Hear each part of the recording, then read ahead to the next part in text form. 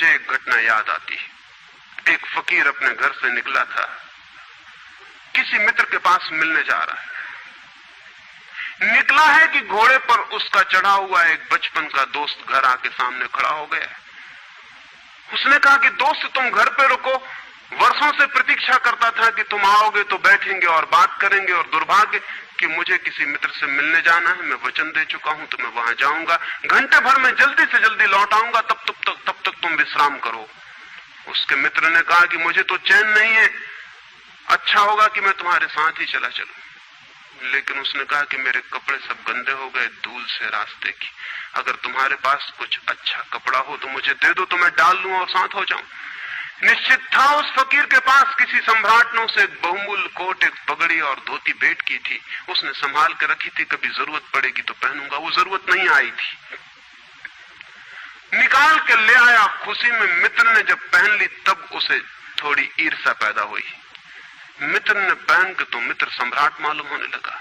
बहुमूल्य कोट था, पगड़ी थी, धोती थी, शानदार जूते थे, और उसके सामने वो फकीर बिल्कुल ही नौकर चाकर दीनहीन दिखाई पड़ने लगा। उसने सोचा है तो बड़ा मुश्किल हुआ है, तो बड़ा गलत हुआ। जिनके घर में ले जाऊंगा ध्यान इस पर जाएगा, मुझ पर किसी का भी ध्यान जाएगा नहीं।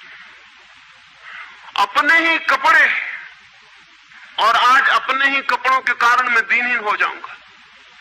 लेकिन बार बार मन को समझाया कि मैं फकीर हूं, आत्मा परमात्मा की बात करने वाला, क्या रखा है कोट में पगड़ी में, छोड़ो, पहने रहने तो कितना फर्क पड़ता है।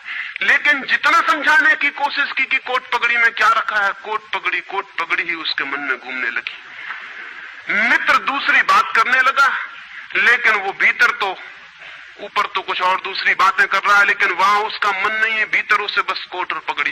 रास्ते पर जो भी आदमी देखता है उसको कोई भी नहीं देखता, मित्र की तरफ सबकी आंखें जाती हैं। वो बड़ा मुश्किल में पड़ गया कि तो आज अपनी भूल कर ली, अपने हाथ से भूल कर ली।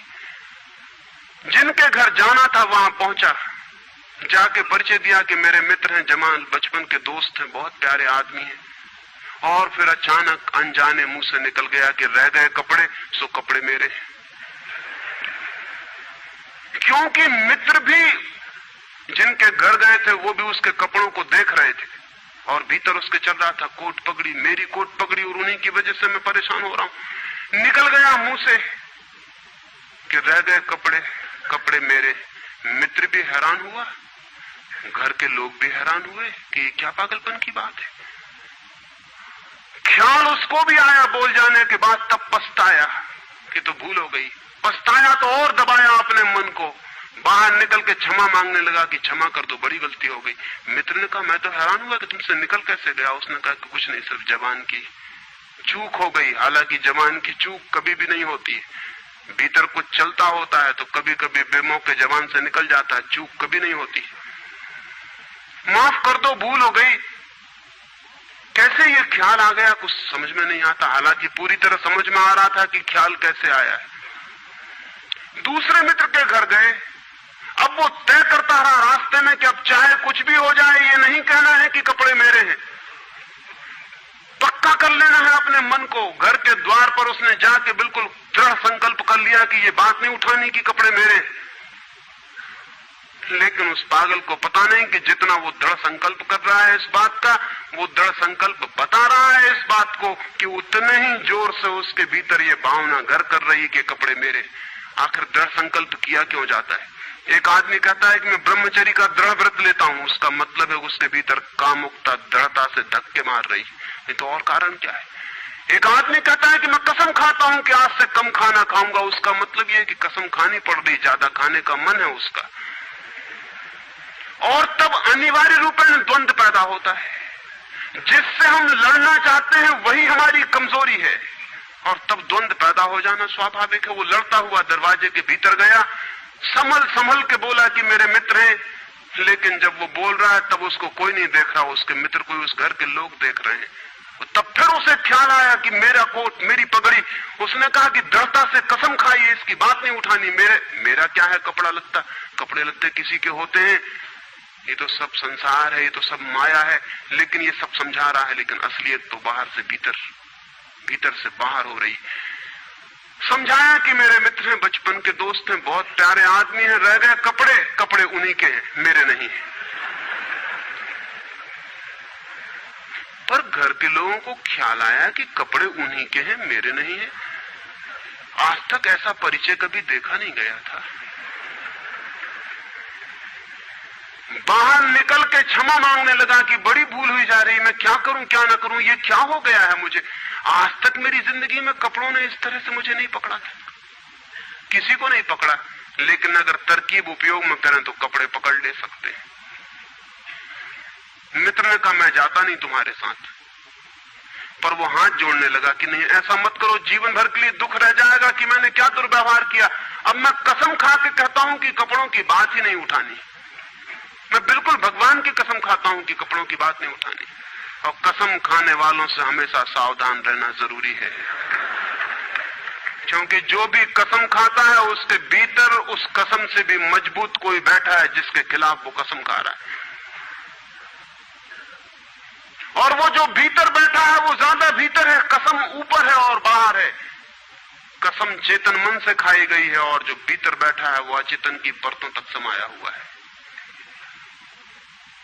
अगर मन के 10 हिस्से कर दें तो कसम एक हिस्से ने खाई है, 9 हिस्से उल्टा भीतर खड़ा हुआ है। ब्रह्मचर्य की कसम एक हिस्सा खा रहा है मन का और 9 हिस्सा परमात्मा की दुहाई दे रहा है। वो जो परमात्मा ने बनाया वो उसके लिए कहा चला जा रहा है, कहे चला जा रहा है।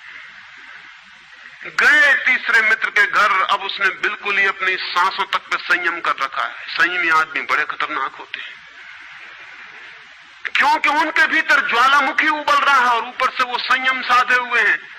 और इस बात को स्मरण रखना कि जिस चीज को साधना पड़ता है, साधने में इतना श्रम लग जाता है कि साधना पूरे वक्त हो नहीं सकती, फिर शिथिल होना पड़ेगा, विश्राम करना पड़ेगा।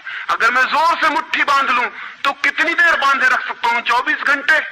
जितने जोर से बांधूंगा उतने ही जल्दी थक जाऊंगा और मुट्ठी खुल जाएगी। जिस चीज में भी श्रम करना पड़ता है, जितना ज्यादा श्रम करना पड़ता है उतने जल्दी थकान आ जाती, शक्ति खत्म हो जाती और उल्टा होना शुरू हो जाता। मुट्ठी बांधी जितने जोर से उतने ही जल्दी मुट्ठी खुल जाएगी।